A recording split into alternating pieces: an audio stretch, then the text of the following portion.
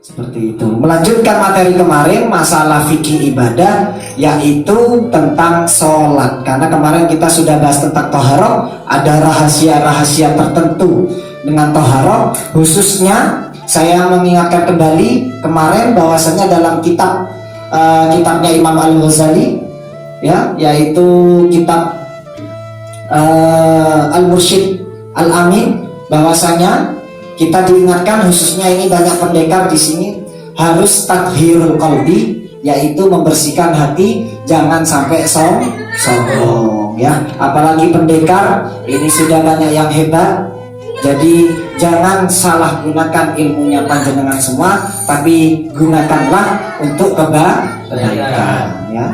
Karena ini hebat, tangannya kalau ini buat mukul orang biasa kan bisa matahkan 10 tulang, tapi kalau untuk kebaikan kan bisa digunakan untuk nganu maling, untuk nganu begal, ya, untuk nganu penjahat misalnya, itu bagus seperti itu.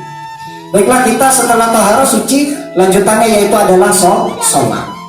Sholat yang artinya doa, kita tidak terlepas dari itu. Setiap hari kita sholat, baik sholat yang fardu maupun sholat sunnah. Oleh karena itu, berhubung saya juga mengajar para mahasiswa PAI Pendidikan Agama Islam, maka perlu wajib menghafal dalil-dalil sholat minimal 3 saja. Dan untuk di sini setidaknya orang yang belajar agama itu setidaknya itu harus mutabi, ya, mengikuti atau melakukan sesuatu itu ada dasarnya. Jangan jadi orang mukallid, ya. Mukallid itu kita melakukan tapi tidak tahu dasarnya. Insya Allah kalau di sini karena sudah sering mengikuti majelis ilmu asyarifah, insya Allah sudah tahu dasarnya. Yang pertama, dasarnya sholat itu dari mana? Ya dari Al-Quran. Karena sumber hukum Islam itu kan ada 2. Ada yang muttafaqun alaih, yang sudah disepakati ulama, ya. Ini semuanya sepakat bahwa sumber hukum itu ada yang sudah disepakati ulama, tidak ada khilaf, seperti Al-Quran, hadis, ijma, qiyas, tidak ada perbedaan. Kemudian yang kedua yaitu mukhtalafun alaih, masih ada perbedaan ulama. Contohnya itu semisal istishab, ya. Ini lebih ke permasalahan yang baru. Semisal kita duduk di seperti ini, majelis ilmu seperti ini, ada di rumah, kebetulan di rumahnya Bapak Sodik misalnya. Ini kalau udah zaman Nabi kan tidak ada, dulu kan di masjid, berarti ini bid'ah. Jangan mengatakan ini sesat seperti itu. Kumpul-kumpul seperti ini, ada air, ada kopi, bahkan ada rokoknya juga, ya. Itu apakah termasuk sesat dan menyesatkan? Nah, ini harus ikut kajian majelis ilmu asyarifah biar gak jadi orang sesat seperti itu. Baiklah, untuk dalil yang pertama, dalilnya dari Al-Quran, surat An-Nisa ayat 4, yaitu fa'aqimus sholat, maka dirikanlah sholat. Inna sholata kanat alal mu'minina kitaban mawquta, sesungguhnya sholat itu adalah fardu, ya, fardu yang sudah ditentukan bagi orang-orang mukmin. Oleh karena itu hukumnya sholat itu adalah wajib. Surat An-Nisa ayat 4, ya. Surat An-Nisa ayat 4 ini wajib hafal, minimal ini sudah, ya. Fa'aqimus sholata, maka dirikanlah sholat. Inna sholata kanat alal mu'minina kitaban mawquta, sesungguhnya sholat itu adalah fardu yang sudah ditentukan bagi orang-orang beriman. Ini kan beriman semua, maka wajib sholat. Kecuali kalau sakit boleh nanti duduk. Sakit lagi Ustaz, tidak bisa duduk, boleh berbaring. Sakit lagi bagaimana? Ya pakai isyarat, pakai mata, tidak kuat disolati sebenarnya. Kalau sudah pakai mata tidak bisa, pakai pikiran tidak bisa, ya disolati. Bahkan yang mati pun juga wajib sholat. Apa buktinya itu? Orang ketika ada orang meninggal disolati, karena saking pentingnya sholat. Dalil yang kedua yaitu dari surat Al-Ankabut ayat 45 juga, wa aqimus sholat, dan dirikanlah sholat. Inna sholata tanha 'anil fahsya'i wal munkar, sesungguhnya sholat ini mencegah dari perbuatan keji dan munkar. Kalau ingin semisal desa kita, kota kita, negara kita ingin makmur, ingin terbebas dari hal yang keji dan munkar, yaitu kuncinya satu, jangan tinggalkan sholat. Apalagi pendekar, ya. Jangan jadi pendekar yang helak. Ini kebetulan banyak pendekarnya di sini. Saya sholatnya di Mekah, gak di sini. Kan saya pendekar. Ya, ayo sholat, orang sholat tapi tidak sholat dirinya. Sholatnya di Mekah, sholatnya di Amerika misalnya, ya. Karena apa? Saya alatnya beda. bersama alam jin misalnya.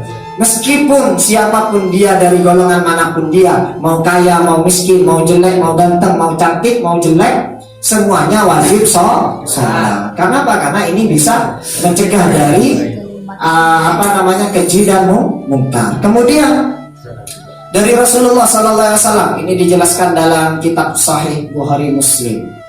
Ya, dalam kitab Sahih Bukhari Muslim dijelaskan bahwasanya qala Rasulullah SAW, Rasulullah SAW bersabda, ahlan wa sahlan, ini guru kami yaitu Ustadz Ahmad Gufron. Insyaallah beliau juga akan memberikan wejangan-wejangan dan juga tausiah sekaligus ilmu-ilmunya. Ini kebetulan saya kenalkan dulu pendekar-pendekar kecil-kecil di sini, pendekar cilik-cilik ini yang melatih salah satunya adalah Ustadz Ahmad Gufron ya. Beliau memang orangnya tawadhu ya, tidak mau diketahui orang ya. Diketahui bukan diketawai ya. Tidak ingin diketahui keberadaannya ya. Uang tidak mau ya. Ini tidak mau, masuk kamera tidak mau, itu tidak mau ya. Insyaallah beliau ini orangnya yang miroi seperti yang dijelaskan dalam kitab Ta'lim. Makanya pendekar-pendekar di sini harus mengikuti beliau ya. Seperti itu. Kembali lagi ke kitab Sahih Bukhari Muslim, dijelaskan kalau Rasulullah SAW bersabda, sebenarnya faradallahu ala ummati fi lailatul Isra khamsina salatan. Dulu pada malam Isra itu Nabi Muhammad langsung menghadap Allah. Salat yang diwajibkan oleh Allah itu adalah 50 kali. 50 kali salat dalam satu hari. Bayangkan ya, 50 kali. Wong 5 kali saja sering apalagi 50 kali ya. Saya Ustaz sebenarnya 50 kali ya, salatnya lagi di Mekah misalnya ya. Ini helap lagi ya. Kita jadi orang biasa-biasa saja. Ya seperti Ustaz Ahmad Gufron ini, dan menampakkan, tapi dibalik itu semua banyak karomah-karomah yang tersembunyi. Ya, biasanya kalau saya muda-muda ini ditampakkan ya. Saya bisa ilmu halimun karena kebetulan di zikir asyarifah itu kan ilmunya salah satu zikir andalannya yaitu ya latif. Fadilahnya ya latif yaitu ilmu halimun. Tahu ilmu halimun itu apa? Ilmu halimun itu bisa ngilang ya. Bisa ngilang, tapi jangan helak, bisa hilang nggak bisa balik. Kalau saya lihat sendiri Ustaz Ahmad Gufron ini sering hilang memang ya. Kalau dicari di rumahnya tidak ada kadang, tidak tahu kemana. Ya barangkali itu menerapkan ilmu halimunnya seperti itu. Ya, jadi itu sholat pertama kali itu awalnya 50 kali. Tapi Nabi Muhammad terus ya lam azal uraji'uhu, tapi saya terus masih kembali wa as'aluhu, dan meminta kepada Allah ya agar takhfifa agar ada unsur keringanan. Akhirnya apa? Akhirnya Allah menjadikan salat itu hatta ja'ala khamsan fi kulli yaumin wa lailatin. Akhirnya Allah memberi keringanan ya, karena Allah tahu umatnya Nabi Muhammad kalau disuruh salat 50 kali pasti berat ya. Katanya Ustaz Ahmad Gufron kadang anak suruh zikir aja lemes itu ya. Kalau suruh latihan keilmuannya ya, kehebatannya, karomahnya, semangat semua ya, betul Ustaz.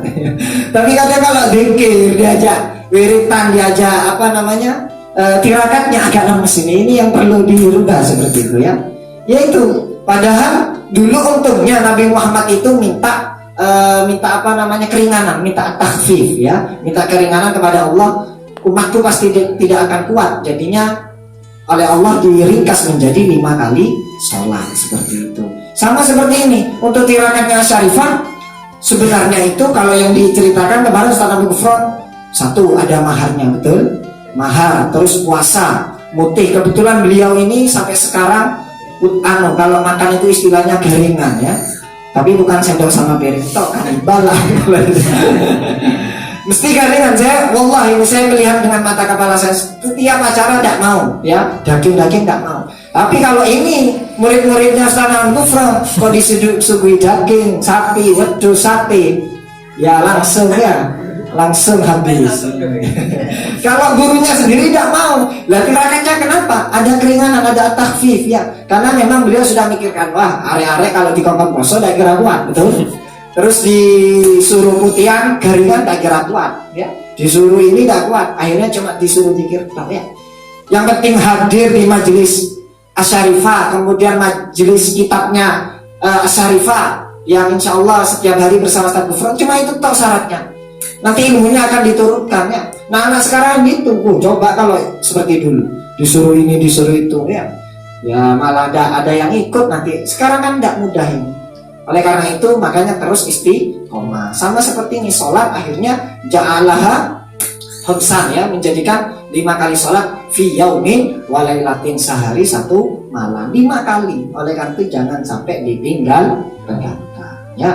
Mudah-mudahan kita bisa istiqomah ya, minimal juga kita belajar khususnya mahasiswa saya sendiri minimal apal 3 dalil ini ya, dalam surah An-Nisa ayat 4 yaitu waqimus shalah tadi, kemudian surat Al-Ankabut tentang aqimis shalah inna sholata tanha 'anil fahsya'i wal munkar, kemudian hadis dalam Sahih Bukhari Muslim ini tentang takhfif keringanan sholat yang awalnya 50 menjadi 5 kali. Ini menjadi pembelajaran penting bagi kita agar kita terus istiqomah sholatnya. Kenapa? Karena kita sudah diringankan. Begitu juga jamaah yang di sini, jamaah Syarifah, jangan sampai tidak istiqomah. Kenapa? Karena ini sudah ringan ya, tinggal kita ngikuti majelis zikirnya, kita ngikuti majelis ilmunya, majelis selawatannya, bahkan dapat bonus ya. Kebetulan di rumahnya Bapak Cak Sotik ini ada bonus. Sebenarnya kita sudah kesepakatan tidak perlu ada konsumsi, kita tidak mau merepotkan tuan rumah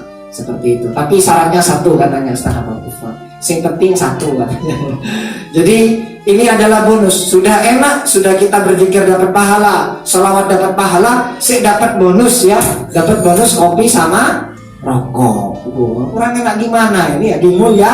Oleh karena itu Asyarifah di sini yang artinya kemuliaan, kita berusaha menjadi orang yang mulia. Mudah-mudahan dengan adanya kajian ilmu ini, majelis ilmu ini menjadi barokah, kita juga mendapatkan barokah ilmu dunia akhirat. Mudah-mudahan kita terus istiqomah dalam belajar ilmunya Allah. Allahumma amin. Baiklah, mungkin hanya itu saja dari saya, kurang lebihnya minta maaf. Akhirul kalam, wabillahi taufiq wal hidayah wal inayah. Wassalamualaikum warahmatullahi wabarakatuh.